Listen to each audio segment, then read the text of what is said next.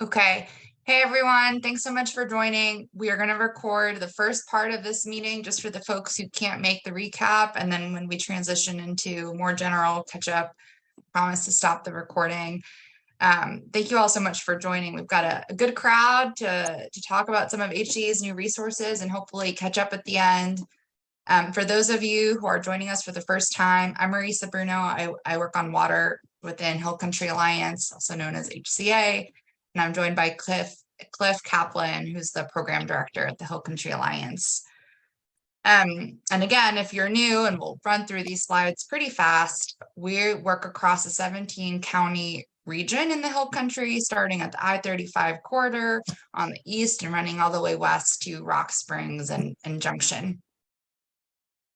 And our mission is to bring together a coalition of partners to preserve the land, night skies, waters, and unique character of the Texas Hill Country. And we do this by providing resources like the ones we're going to cover in today's call, by highlighting the work of partners from across the region, putting a spotlight on them and sharing those learnings and best practices, which is an advantage we have working at the regional level. We do a lot of convening. One of the ways we do that is by bringing together, at least within the water program, local grassroots water advocates. We bring folks together in person twice a year. If this is something you're interested in joining, please shoot me an email. I'm happy to add you to that list. I think the next one's going to be fun and kind of social. And then, of course, we love to support the work of folks working on the ground. And if there's ever any way that me or Cliff or anyone at HCA can be helpful to you, please don't hesitate to reach out. So the plan for today is to go through two new resources that Hill Country Alliance recently put out. You all have access to them online. They're already there, but sometimes it's helpful to get a sense for why we put these things out and how we hope that they will be used. And then we'll save at least 20 minutes at the end for a discussion. We want to hear from you all. Again, if you're willing to share on the water challenges that you're seeing locally in your community. We want to know if elected officials in your area seem to care about these same challenges. And then if you're willing to volunteer this information, what other resources would be helpful in your work? We normally kick off with a round of introductions, but just given the fact that it's folks' lunch breaks and we want to be respectful of people's time, we're going to start with this presentation and then we'll move on to introductions and discussion. But for now, if you all wouldn't mind putting your name, where you're calling in from or where you work, and then if you're affiliated with any organization, I think it'd be great to get that information in the chat. Okay, with all that said, let's just dive right into our first resource and I will hand it off to Cliff. And Cliff, just let me know when you want me to move on to the next slide. Okay.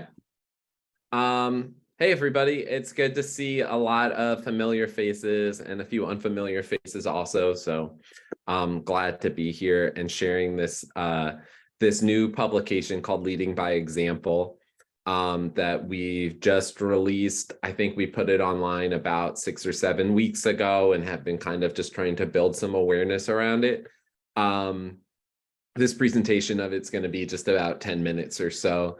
And I think what I just want to say right off the bat, and I'll reiterate it at the end, is that our hope for this resource, it's like a PDF guidebook. So it really exists online. We're not making printed versions of it because there's a lot of links in there, and it's really kind of just an entryway to other resources and materials and ordinances from around the region. Anyway, our hope for it is that it's useful to local advocates like yourselves, as well as elected officials at the local level, and also local municipal staff or county staff.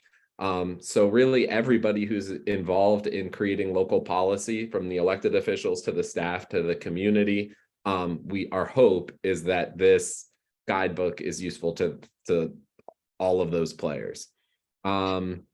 And basically the reason that we created it is because We think that advancing local policies is easier when there are examples to draw from in neighboring communities. That's been our experience at the Hill Country Alliance, and it seems to ring true. And so our goal is just to empower local officials, staff, and residents to advance strong local policies. Go ahead, Marisa, thank you. So the guide, Leading by Example, it's not just about water. It's got 30, it addresses 30 different issues, and we call each one of those a guide. So there's water, there's land and skies, there's transportation and zoning and development. So a pretty broad array of things that local policy might be set on as it pertains to growth and development, natural resource stewardships.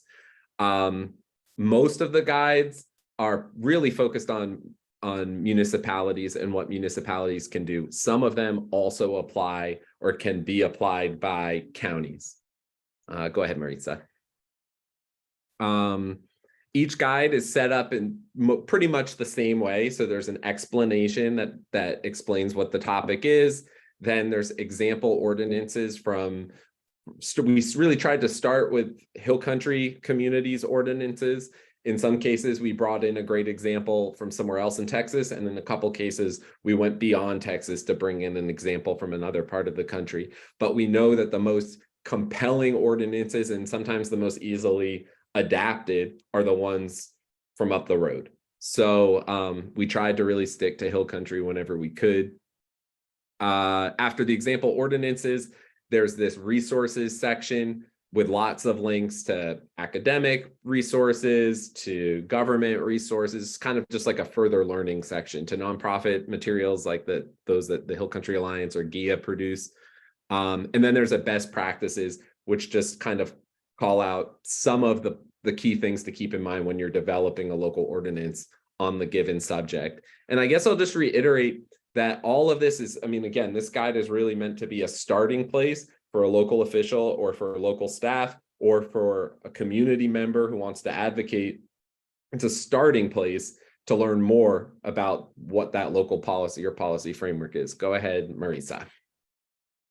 Thanks. So the water section, I'm going to just kind of zoom in on the water section, and then I'm going to zoom in a little bit further on low impact development. The water section has 7 guides in it. And because this is an online document, we anticipate being able to update it,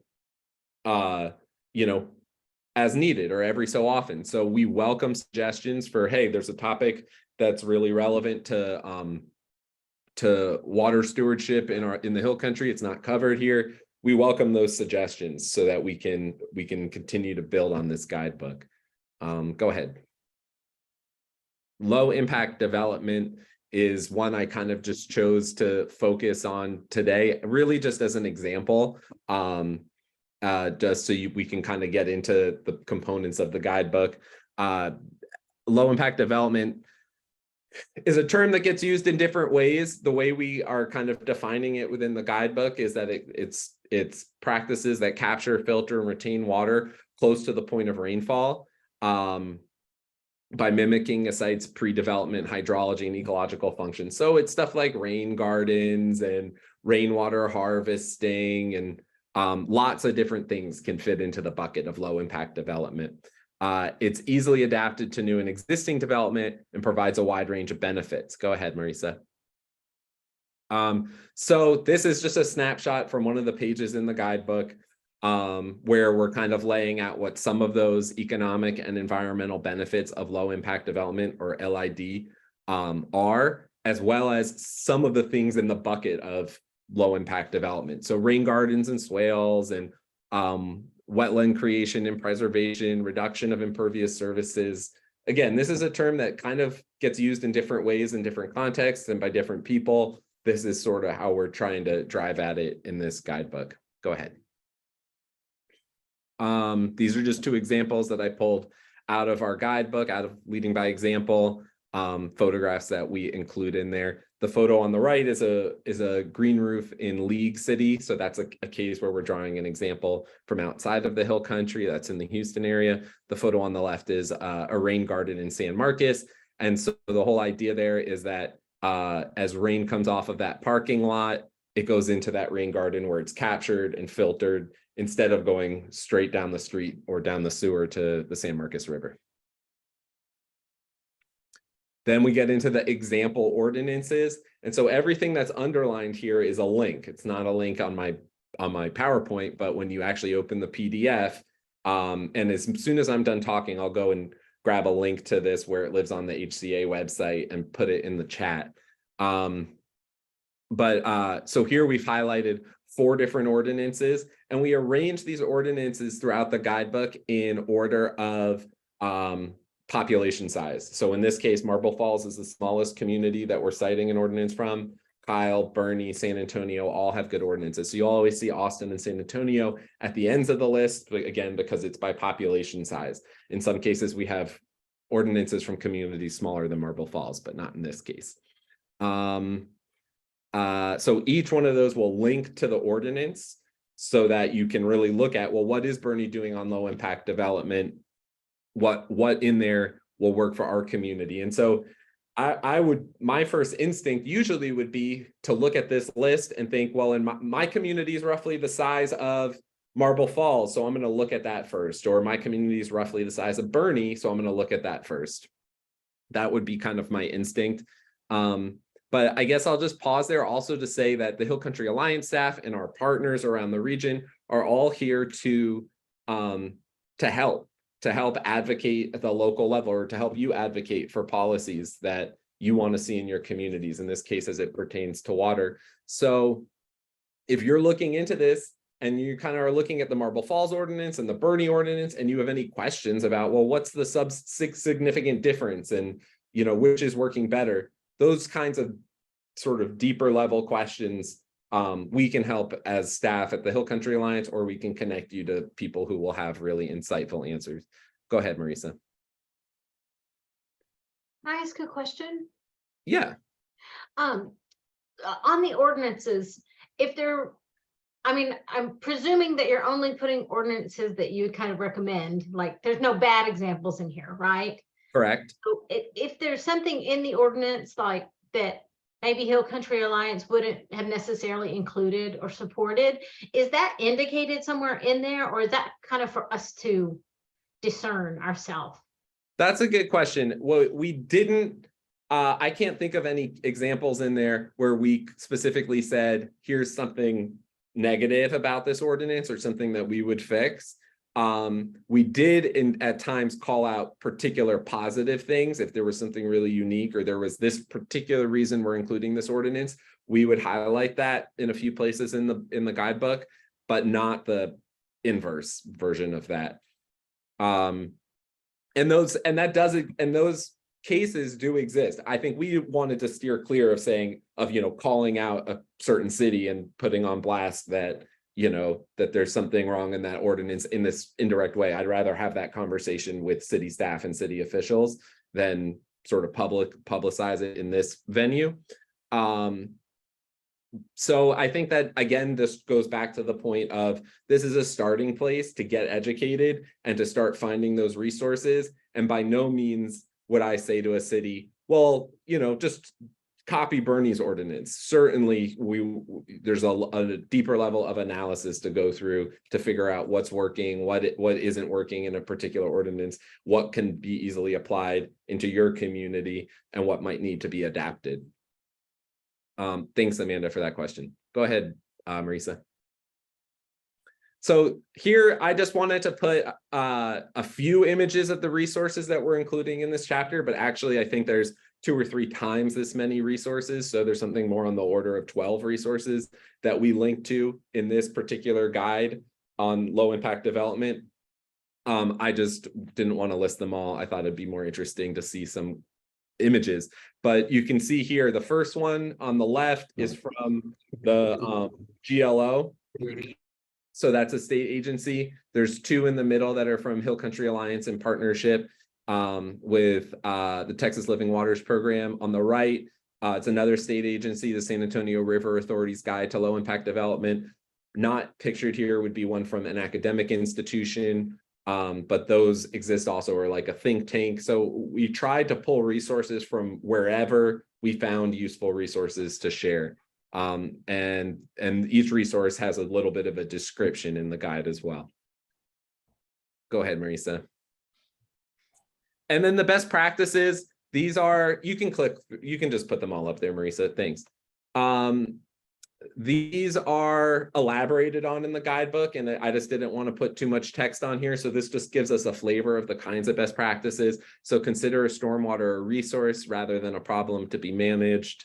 Maintenance practices and schedules are critical and more involved than conventional gray infrastructure. That's a really important one when it comes to low impact development, because so often, like a lot of green infrastructure, you're using plants. They're green, low impact development often, and green infrastructure always involves plants and small ecosystems, really tiny little ecosystems with bacteria and plants and so forth. So it's important that those be managed, especially as they're getting established. And so that's an important consideration for any community that's wanting to use low impact development. And then it's a best practice to require it for new development and to incentivize it for existing developments, because it can often be, existing developments can often be updated to include some low impact development features to help manage stormwater. So I have one more question. Can you give me an example of an incentive that has been used for existing developments? I mean, is that like something that the county would probably have to do, or the city would have to do, or what trying to think of what an incentive would be? Some kind of tax break? I mean, what? Yeah, it would depend. I'm definitely don't have the expertise to pull out some great examples, but I could connect you to those experts, and there might even be, I mean, I wonder if anybody on the line has an example. I encourage them to put it in the chat. But I can just think of things right off the bat of, like, cities sometimes have rebate programs. If you're doing rainwater collection, they'll rebate you on some of the fees that you pay for storm control and stuff, like stormwater management in the city. So that's just one. I see somebody else has put some in the chat. Certainly any kind of like tax incentives, rebates, that kind of stuff could be thought about, at least. And that's just another example, Amanda, of, if you call me with that question, I might not have the answer, but I would either take the time to dig into it and find that answer for you, or I'd say, oh, you should call so-and-so, and I'll connect you by email and get you connected. That's really the role of this guidebook, is to generate that kind of question so that we can get those conversations rolling, start bringing in officials, and hopefully get those policies in place. Okay, it looks like there's a lot going on in the chat. That's great. But that's pretty much the end of my presentation. And I just want to reiterate one more time that our hope is that this is useful to elected officials, to local staff, and to advocates who want to get local officials and staff thinking about a subject. Any of the subjects in this guidebook. And if you think there's something missing, please let us know and we will update it. That's Cliff, it. one point I was going to make before we turn over to questions is that when we were looking at which cities in the whole country have low impact development ordinances, it's very few of them. And so, it's very likely that whatever city you're in doesn't have something that is addressing this, that has incentives or requirements in place. And because we know low impact development is just so good for our water resources, it's worth looking into. So just wanted to point that out. And I will also just flag, because I didn't say in the beginning, that after each resource, we're going to take questions. So that's what we're going to do now.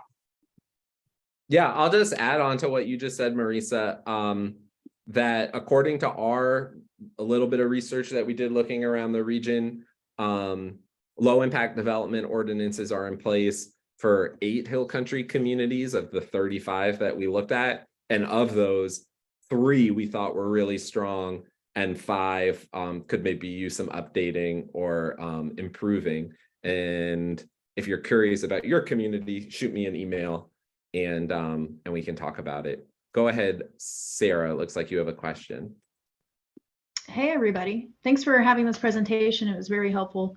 I do have a question for you. It seems like some of these smaller jurisdictions or newer municipalities don't necessarily have the resources in background in this information. So what do you think about doing some sort of webinar with the experts? Like if we can get some attendance at like a local level to attend something larger, since I don't think most people on here are super familiar, deep dive into this content. Is it something that we can help at least generate demand to so that we can get them in front of the experts? Yeah, absolutely. I would kind of suggest that, say, like with leading by example, that we pick 1 to 3 of the guides to focus on for that kind of webinar. I think that doing something that's, so we say, okay, we're going to do a webinar about low impact development, or maybe low impact development and stream setbacks, and then have the right experts in for that specific subject and really focus the conversation there rather than try and cover all of the content of the guide at once. Yeah, that sounds good. What comes to mind is like Spring Branch.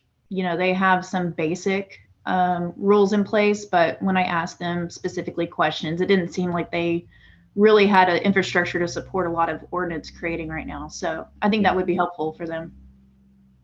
Sounds good. Any other questions?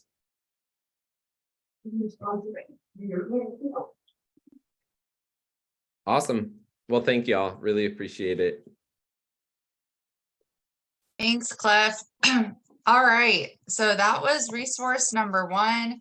Resource number 2 is really more focused on groundwater conservation districts, though we also cover what counties and cities and residents can do for groundwater. And this resource came about because we kept hearing pretty similar comments and questions in public meetings. There's great concern for groundwater in the region, especially with all of the new development, but it wasn't super clear, who could do what and what tools were available for local officials to be using. And so the goal in creating this resource was to spur more targeted advocacy so that our partners working on the ground could ask for specific policy initiatives that are available to the people who really have a say over our groundwater.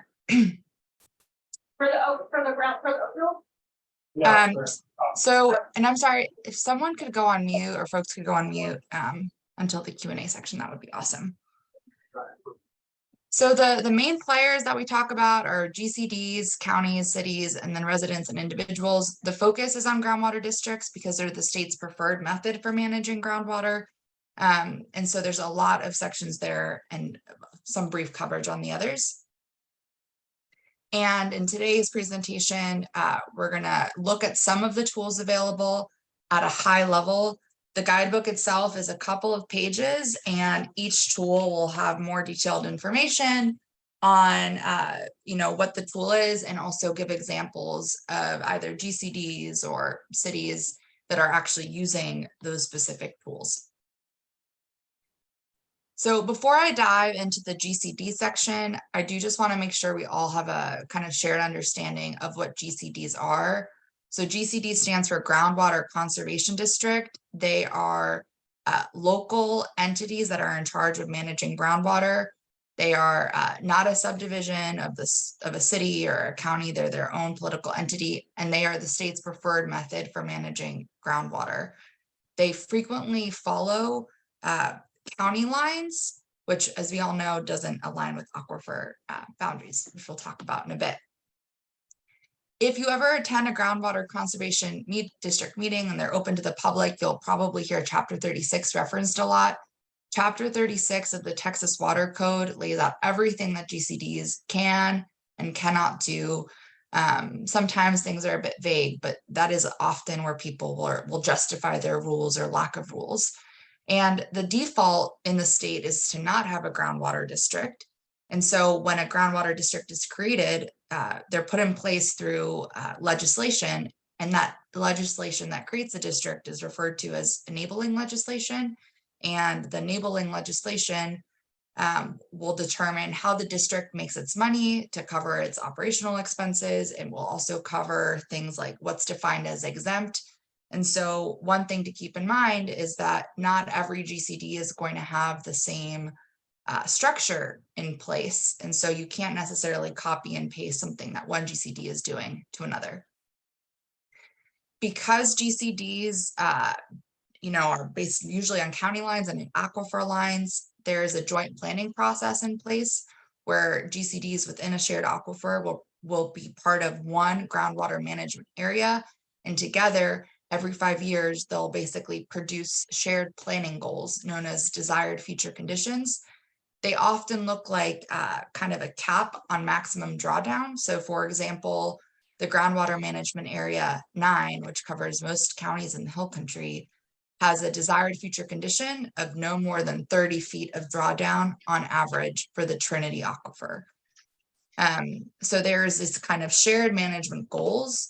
And then each GCD has this very tricky fundamental mandate based in Chapter 36, which is that they have the really hard job of balancing both the protection of groundwater in place, as well as protecting a landowner's right to produce groundwater.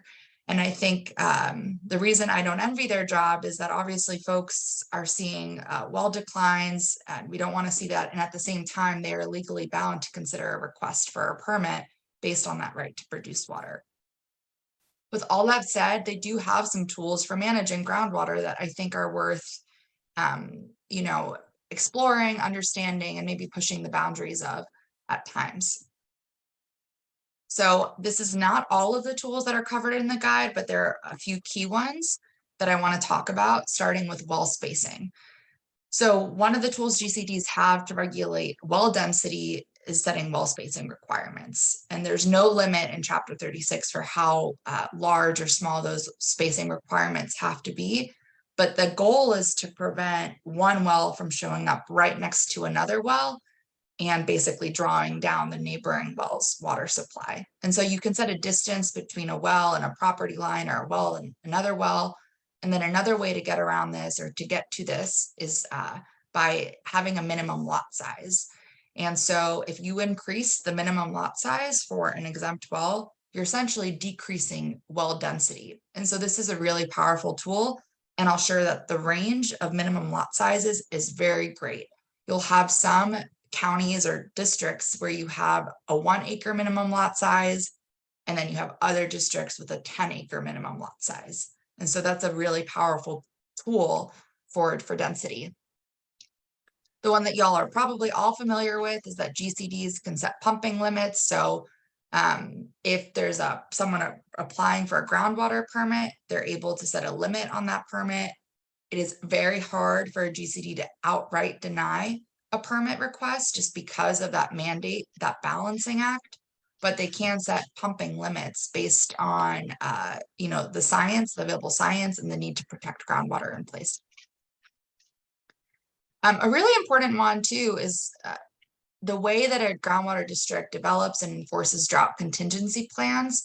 These will vary very drastically from GCD. So with an extreme drought, you might see a GCD imposing a 20% reduction or a 40% reduction. And so the level of restrictions during drought will really impact groundwater. There's also an option to have a moratorium during drought where you pause all new permits. Some GCDs will do this, others won't. And so there are some policy options here. Not really related to drought, but a similar sort of tool is that, and this is probably, there's enough here to have a whole webinar focused on desired future conditions, but if a GCD finds that the desired future condition, which I gave the example of 30 feet of drawdown on average in the Trinity Aquifer for GMA 9, is at risk of being surpassed, a GCD is entitled or has the ability to enforce production curtailment. So similar to like a drought contingency plan, they might say, sorry, folks, we're beyond our planning goal. Everyone needs to cut back 20%. The key thing here is that obviously with a stricter desired future condition, like if you're only managing for 10 feet of drawdown, you're more likely to hit that point where you're asking for production curtailments versus a more generous desired future condition. The way DFCs are now, desired future conditions are now, it's pretty hard to measure. So that's another challenge. but there are some examples, which we highlight in the guide, of groundwater districts that have desired future conditions based on spring flow, which is very measurable and allows for clear plans in place for production curtailments.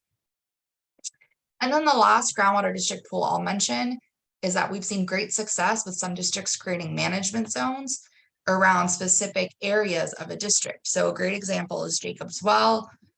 If you are within the Jacob's Well spring shed, you have more restrictions in place for how much you can pump in order to protect that particular feature.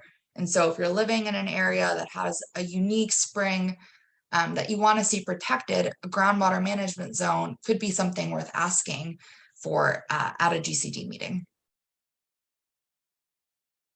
And then there are the county tools. So I think the first one is that counties can require, they have to pass a rule, they have to ask for this, but they can require that any new subdivision basically proves that they have the water available to support that subdivision. Many counties in the Hill Country are already doing this, which is great. There are some counties that take it even further, where like Comal County, you not only have to prove you have water available for that subdivision, but you have to prove that you have water available for that subdivision and all other subdivisions within, the next 30 years. Another way that counties can support groundwater districts in groundwater management is that, like GCDs, they can set minimum lot sizes. And this is based on a county's authority to set lot sizes or lot minimums for septic systems and private drinking wells when there is a septic system in place. And we've seen some counties do the work of just matching whatever the GCD policy is, so that they're consistent. Like Cliff spoke about, counties also have some tools for incentivizing conservation developments in the form of, reduced fees. And they can invest in land protection to promote recharge. One example I want to highlight is Kendall County last fall passed a $20 million bond to raise money for protecting land, with a key goal or outcome being water quality and quantity. The city tools are best covered in the Leading by Example guidebook, and we make reference to that guidebook in our groundwater paper. But the ones I want to highlight are, promoting low impact development practices is going to help groundwater by promoting recharge.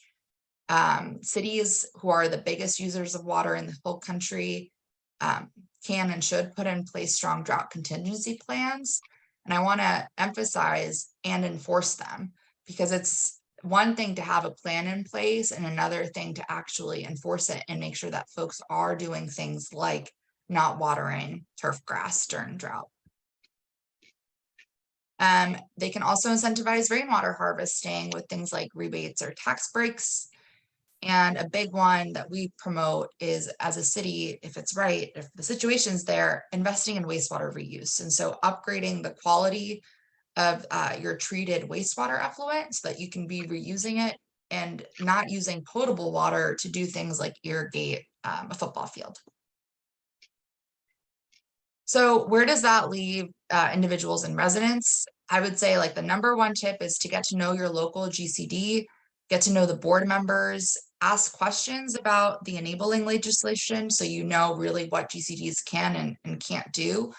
And then go to public meetings and share your concerns. Tell the story about your well, ask questions about how GCDs are accounting for drought. I really can't recommend enough trying to get involved with the desired future conditions process. There is a formal public comment period at the very end of the desired future condition planning process, but it is frankly too late to really make an impact at that point. So get involved now. If you're a landowner, one of the best ways to have better rules in place when it comes to groundwater is to have the science that supports the need for those rules. Groundwater districts often have programs where they are looking for private landowners to put in place monitoring systems, which allows them to develop more accurate models. I know sometimes folks feel some concerns, and I get it, about having a GCD have access to that data, but it really is so helpful to improving the science. We just wrapped up a legislative session, but in every legislative session, there are bills out there that are trying to reduce the powers of GCDs and counties to regulate. And then there are powers or bills that are trying to empower them. And if it's useful, I think Cliff and I have spoken about HCA putting out more updates on groundwater related bills and such to our grassroots partners so that y'all can stay aware and get in touch with your representatives. They want to hear from you on these things. And then lastly, you know, similar to what we spoke about with low impact development, kind of improving the quality of the land and landscaping on your own property is also really important to stewarding groundwater resources. So that's a very, very short summary of this guide. I hope it will be useful to you. The back page has a map that hopefully will help you identify which groundwater district you're in. And with that, I will stop talking and see if folks have any questions.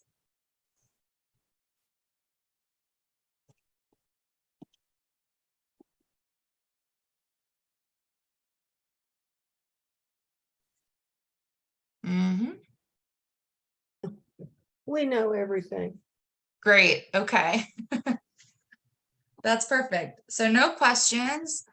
I'm going to stop the recording and we'll transition to just open conversation.